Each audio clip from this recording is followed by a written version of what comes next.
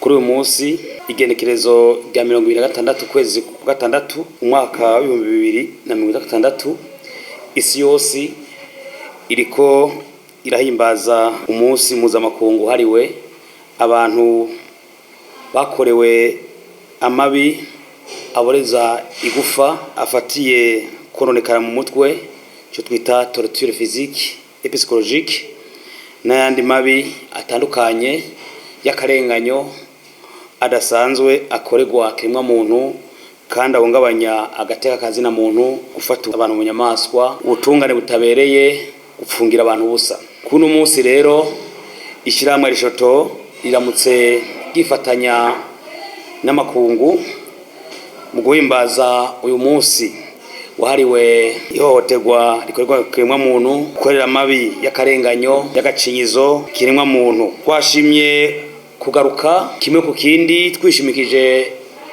icegeranyo twita raporo y'ishirahamwe rishoto mu vyerekeye agateka kazina muntu guhera ku itariki 27 kwezi kwa gatandatu umwaka wa 2025 gushika itariki 26 kwezi kwa gatandatu umwaka wa 2026 duhimbaza uwo munsi.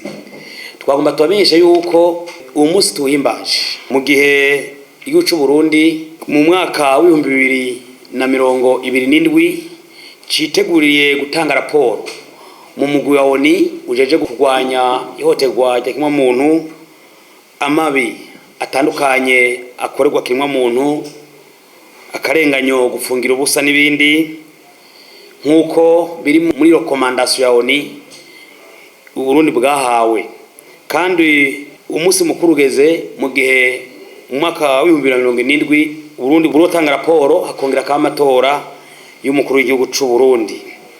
Twagomba tumenyeshe imwe rero ubaye mu gihe mu Burundi hibonekeza abantu bakiboreza igufa gushika naho bicwa.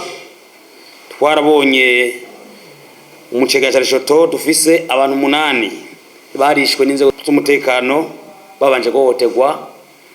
Acha dushima yuko abantu bamwe mu gipolisi bahohoteye abantu bakafata bunyamaswa bakabari zigufa gushika naho babica, baciye bacibwa imanza zikibiraho barahanwa, ubu bari mu mvuto. Tuwihimbaje kandi mu mabohero 11 agize igihugu c'u Burundi hari abantu bashika 443 bapfunzwe batategezwa kuba bapfunzwe hatisunzwe amategeko, n'ubwo ubushinganje bw'ubutungane buciye ku maparike nkuru n'amaparike asanzwe atandukanye y'igihugu bariko bagira ico twokwita kampanye yo kurekura abanyororo.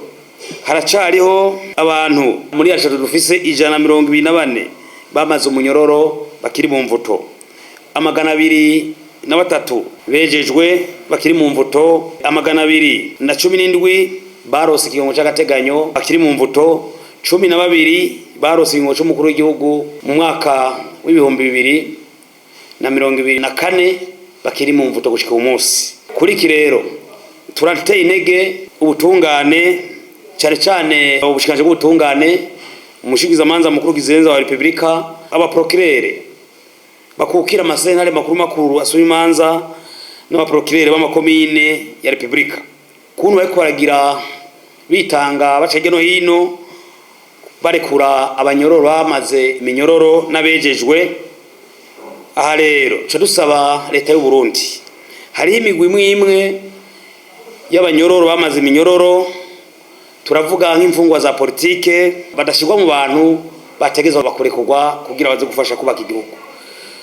Tuboneyeho gusaba yuko mu rwego rw'ubutungane bo kwegera umukuru w'igihugu c'u Burundi bakamwereka kandi bakamusaba yuko abarundi bene wacu borekurwa. Natwe muri rishoto tuboneyeho akaryo gusaba nyesho umukuru w'igihugu muri kwigora kurekura abanyororo bamaze iminyororo bejejwe n'abarose ikigongo c'umukuru w'igihugu n'abarose ikigongo c'agateganyo, yogirira ikigongwe imbohe za politiki nazo zikarekurwa zamaze kumara umunyororo kandi zarekuwe, kugira ngo iyi raporo igihugu kirasabwa kirotanga muri ONU muri komite rwanya ihohoterwa ry'ikiremwa muntu mu mwaka wa 2027 nyamanya twimije amatora hazafatwa ingingo nziza ku Burundi bizotuma turonka amahera agaciro igihugu cacu gikurwa ko ibihano. Muri Lashoto kandi duhimbaje umunsi mu cegeranyo ca Lashoto hari abantu bakorewe amabi yotegwa kuborezwa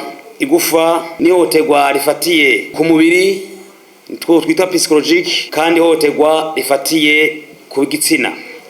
Muri abo muri raporo ya Lashoto mu cegeranyo Lashoto ifise abagabo 17 barahuye nihotegwa rifatiye ku gitsina, aho mbere benshi uno munsi bafise ibibazo byo mu mutwe. Twagomba tumeje